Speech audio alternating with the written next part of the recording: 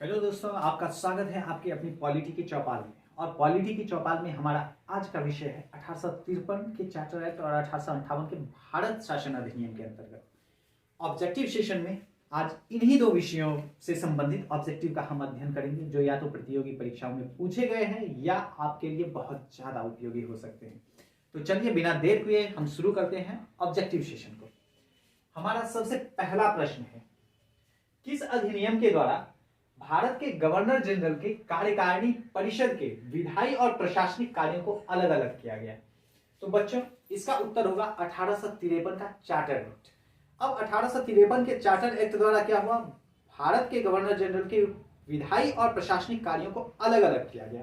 तो हम समझ लेते हैं कि विधायी का अर्थ क्या होता है और प्रशासनिक का अर्थ क्या होता है।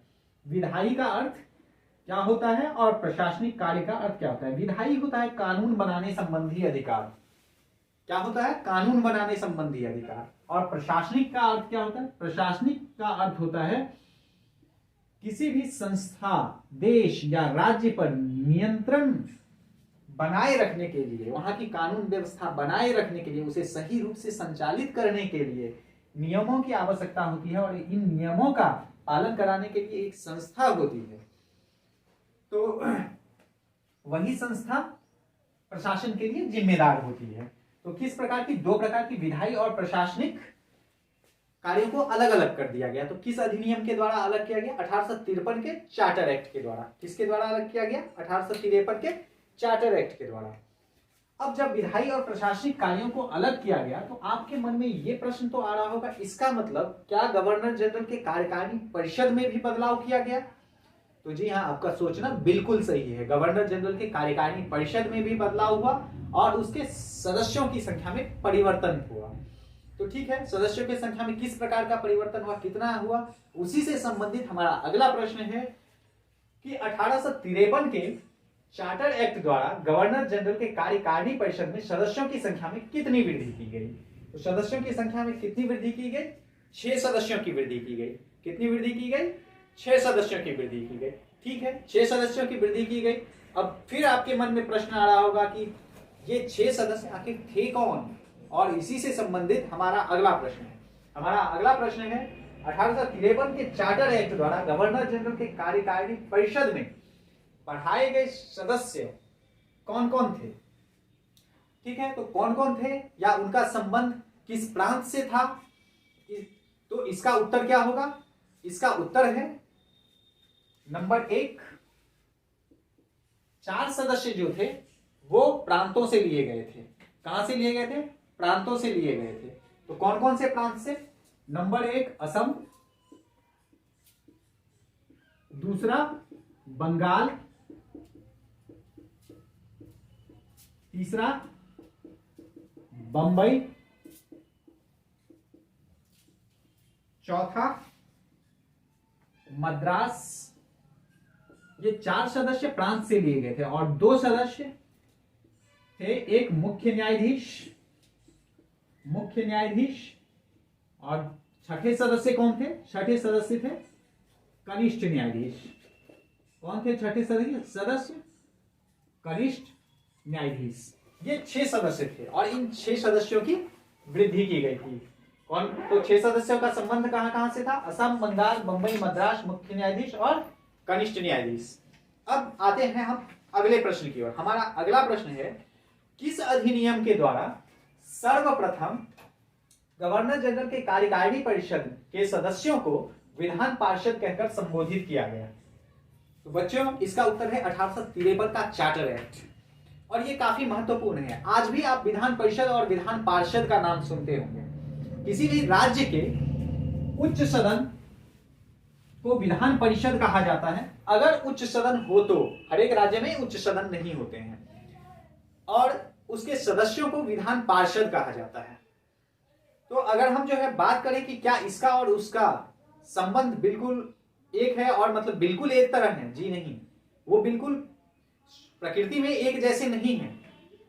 लेकिन चूंकि बात हो रही है कि सबसे पहले इस शब्द का कब इस्तेमाल हुआ, तो 1853 के चार्टर एक्ट द्वारा सबसे पहले विधान पार्षद शब्द का इस्तेमाल किया गया। किसके लिए? गवर्नर जनरल के कार्यकारिणी परिषद के सदस्यों के लिए। अब हमारा अगला प्रश्न है कि 1853 के चार्टर एक्ट द्वारा कोर्ट ऑफ डायरेक्टर के सदस्य संख्या में कितनी कमी की गई। तो आपको पता है कि 1853 के चार्टर एक्ट से पहले कोर्ट ऑफ डायरेक्टर में सदस्यों की संख्या कितनी थी। कोर्ट ऑफ डायरेक्टर में सदस्यों की संख्या 24 थी। कितनी थी? 24 थी। अब क्या किया गया कि इसमें 6 सदस्यों की कमी की गई। 6 सदस्य की कमी की गई तो अब कितने सदस्य बचे? इसमें बच गए 18 सदस्य। इन 18 सदस्य में से भी 6 सदस्य की नियुक्ति किसके द्वारा की जानी थी? तो ब्रिटिश साम्राज्य के द्वारा की जानी थी, ब्रिटिश राजशाही के द्वारा की जानी थी इन 6 सदस्यों की नियुक्ति। ठीक है, तो हम अब अगले प्रश्न की ओर आते हैं। तो हमारा अगला प्रश्न है कि किस अधिनियम के द्वारा भारतीयों के लिए सिविल सेवा का मार्ग प्रशस्त हुआ या मार्ग खुला। तो हम उसका उत्तर क्या है? 1853 का चार्टर एक्ट। हालांकि इससे पहले 1833 के चार्टर एक्ट में भी मैंने इसकी चर्चा की थी, लेकिन 1853 के चार्टर एक्ट में प्रावधान तो किया गया, लेकिन कोर्ट ऑफ डायरेक्टर्स के विरोध के कारण, किसके विरोध के कारण? कोर्ट ऑफ डायरेक्टर्स के विरोध के कारण ये लागू नहीं हो सका। अब हमारा अगला प्रश्न है, भारतीय सिविल सेवा के संबंध में मैकाले आयोग का गठन कब किया गया। तो भारतीय सिविल सेवा के संबंध में मैकाले आयोग का गठन 1854 ईस्वी में किया गया। मैकाले के बारे में आप लोग पढ़ चुके हैं। उसे विधि सदस्य के रूप में जो है जोड़ा गया था। इसमें गवर्नर जनरल के कार्यकारिणी परिषद में चौथे सदस्य के रूप में जोड़ा गया था। और इसे किस लिए जोड़ा गया था? इसका मुख्य काम कानूनों का वर्गीकरण और कानूनी सलाह देना था। तो मैकाले के बारे में आप पहले से परिचित हैं। तो हम बढ़ते हैं अब अगले प्रश्न की ओर। हमारा अगला प्रश्न है कि 1853 के चार्टर एक्ट के समय भारत का गवर्नर जनरल कौन था। 1853 के चार्टर एक्ट के समय भारत का गवर्नर जनरल कौन था? तो भारत का गवर्नर जनरल था लॉर्ड कैनिंग। अब जब लॉर्ड कैनिंग की बात हो रही है तो कैनिंग से संबंधित 2-3 प्रश्न बनते हैं जो अधिकांशतः प्रतियोगी परीक्षाओं में पूछे जाते हैं या पूछे जा सकते हैं। पहला प्रश्न जो जिससे आप परिचित हो चुके हैं कि 1853 के चार्टर एक्ट के समय भारत का गवर्नर जनरल कौन था। अब अगला प्रश्न, अगर आपसे पूछा जाए कि भारत का अंतिम गवर्नर जनरल, यानी यहां भारत का अर्थ ब्रिटिश भारत से बात हो रही है, तो भारत का अंतिम गवर्नर जनरल कौन था? तो ब्रिटिश भारत का अंतिम गवर्नर जनरल कौन था? लॉर्ड कैनिंग था।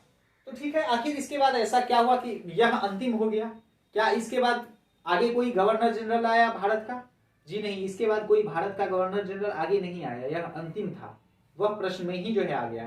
तो इसके बाद क्या हुआ? इसके बाद क्या हुआ कि 1857 का सिपाही विद्रोह हुआ और उसके बाद अगला अधिनियम आया 1858 का भारत शासन अधिनियम, और उस अधिनियम के द्वारा गवर्नर जनरल के पद को ही समाप्त कर दिया गया और नए पद वाइसराय के पद का सृजन हुआ और फिर लॉर्ड कैनिंग को ही वाइसराय बनाया गया। तो अब इसी से संबंधित प्रश्नों को हम देखेंगे। अब इसी में पूछा जा सकता है कि भारत का अंतिम गवर्नर जनरल और प्रथम वाइसराय कौन था, यानी ब्रिटिश भारत का अंतिम गवर्नर जनरल और प्रथम वाइसराय कौन था। तो उसका उत्तर भी क्या होगा बच्चों? उसका उत्तर भी होगा लॉर्ड कैनिंग। क्या होगा उसका उत्तर? Lord Canning. अगर आपसे पूछ दे फिर प्रश्न कि 1858 के भारत शासन अधिनियम के समय भारत का गवर्नर जनरल कौन था, तो उसका भी उत्तर होगा, क्या होगा? Lord Canning. अब अगर आपसे प्रश्न पूछ दे कि भारत का प्रथम वाइसराय कौन था, तो उसका भी उत्तर क्या होगा? लॉर्ड कैनिंग ही होगा। तो लॉर्ड कैनिंग से इतने सारे प्रश्न बनते हैं। अब एक महत्वपूर्ण प्रश्न, अगर आपसे पूछ दे कि 1858 का भारत शासन अधिनियम किस विद्रोह का परिणाम थी, तो 1858 का भारत शासन अधिनियम किस विद्रोह का परिणाम थे? तो 1857 के सिपाही विद्रोह या 1857 के क्रांति का परिणाम थी। इसका परिणाम थी 1857 के सिपाही विद्रोह या 1857 के क्रांति का परिणाम थी। अब देखिए, इसके हम पीछे के रहस्य को हम समझते हैं कि भारत जैसे संपदा संपन्न देश को अंग्रेज कभी छोड़ना नहीं चाहते थे और 1857 ईस्वी की क्रांति के बाद अंग्रेजों को लगने लगा कि अब भारत पे शासन करना मुश्किल है, भारत पे अपना शासन बनाए रखना मुश्किल है। अतः इसके लिए उन्हें उचित लगा कि ईस्ट इंडिया कंपनी से हटाकर भारत का शासन ब्रिटिश राजशाही के पास लाया जाए, और इसी कारणवश 1857 के सिपाही विद्रोह के बाद 1858 का भारत शासन अधिनियम लाना पड़ा। तो क्या हुआ, प्रश्न है कि 1858 का भारत शासन अधिनियम किस विद्रोह का परिणाम थी? तो 1858 का भारत शासन अधिनियम 1857 के सिपाही विद्रोह का परिणाम थी। अब अगले प्रश्न की ओर बढ़ते हैं। हमारा अगला प्रश्न है, किस अधिनियम के द्वारा भारत का शासन ब्रिटिश राजशाही के अधीन हो गया? तो इसका उत्तर क्या है? इसका उत्तर है 1858 के भारत शासन अधिनियम के द्वारा। क्या हुआ? 1858 के भारत शासन के अधिनियम के द्वारा भारत का शासन ईस्ट इंडिया कंपनी के हाथों से ब्रिटिश राजशाही के पास चला गया। अब अगला प्रश्न, 1858 के भारत शासन अधिनियम के अंतर्गत ब्रिटिश राजशाही का प्रमुख किसे घोषित किया गया? माफ कीजिएगा, 1858 के भारत शासन अधिनियम के अंतर्गत भारत की सम्राज्ञी किसे घोषित किया गया? तो भारत की सम्राज्ञी किसे घोषित किया गया? सम्राज्ञी मतलब आप रानी से समझ लीजिए, क्वीन। तो किसे घोषित किया गया? तो महारानी विक्टोरिया को घोषित किया गया। किसे घोषित किया गया? महारानी विक्टोरिया को घोषित किया गया। अब हम अगले प्रश्न की ओर देखते हैं। बोर्ड ऑफ कंट्रोलर तथा कोर्ट ऑफ डायरेक्टर के पद को किस अधिनियम द्वारा समाप्त कर दिया गया? तो उसे 1858 के भारत शासन अधिनियम द्वारा समाप्त कर दिया गया। इसकी चर्चा मैं आपसे पहले कर चुका हूं, कई बार हो चुकी है। Board of controller, board of controller क्या था? Board of controller, board of controller east India company पे नजर रखने के लिए बनाई गई एक संस्था थी, जो 1784 के पिट्स इंडिया एक्ट द्वारा बनाई गई थी। और court of director, court of director, court of director company के वाणिज्यिक मामलों की देखरेख करती थी। क्या करती थी? कंपनी के वाणिज्यिक मामलों की देखरेख करती थी, जिसमें सदस्यों की संख्या कितनी थी? 24 थी। और इसमें कितनी थी? बोर्ड ऑफ कंट्रोलर में सदस्यों की संख्या 6 थी। अब क्या किया गया कि 1858 के भारत शासन अधिनियम के अंतर्गत बोर्ड ऑफ कंट्रोलर और कोर्ट ऑफ डायरेक्टर को समाप्त कर दिया गया। ठीक है, तो बोर्ड ऑफ कंट्रोलर और कोर्ट ऑफ डायरेक्टर को समाप्त कर दिया गया। तो फिर उसके बाद क्या हुआ? क्या किसी नए चीज का सृजन हुआ? किसी नए पद का सृजन हुआ? तो इसी से संबंधित प्रश्न है कि 1858 के भारत शासन अधिनियम द्वारा किस नए पद का सृजन हुआ? तो इसका उत्तर है भारत सचिव। किस नए पद का सृजन हुआ? भारत सचिव नामक पद का सृजन हुआ।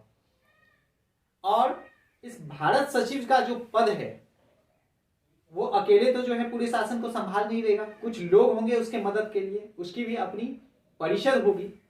तो हम इसी से संबंधित अगला प्रश्न जानते हैं कि 1858 के भारत शासन अधिनियम द्वारा सृजित भारत सचिव के पद के सहायता के लिए, भारत सचिव के सहायता के लिए जो परिषदों की संख्या थी वो कितनी थी? परिषद में सदस्यों की संख्या कितनी थी?